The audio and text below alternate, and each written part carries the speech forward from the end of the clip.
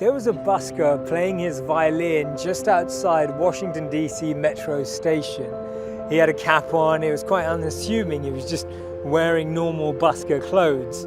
He was playing one of the most expensive violins ever and some of the most beautifully composed music from the most talented artists and talented composers. The funny thing, 1,097 people walked past and barely anyone noticed it, barely anyone really connected, barely anyone was really engaged. In just under an hour, he'd accrued about just over $30, and that's not a bad amount for a busker, but the fascinating thing was that just a week before, he'd sold out an arena for $100 per seat. This was actually a social experiment conducted by the Washington Post, which showed, do we miss beauty when we see it unexpectedly? Are we not able to observe beauty, observe talent? Is it that we miss the most amazing things in the world just because we don't see them on television, or they're not presented to us in a certain format or in a certain package or in a certain box?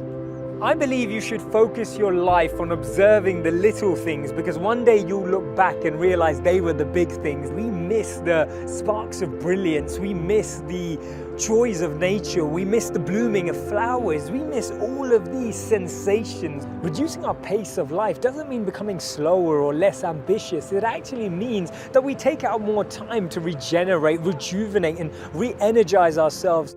And the challenge is that we often confuse the noise of our ego with the voice of intuition. But actually, the more we tune out of the space we're in, we can tune into that intuition. We can actually find how we can be guided and navigate life, because big egos have little ears.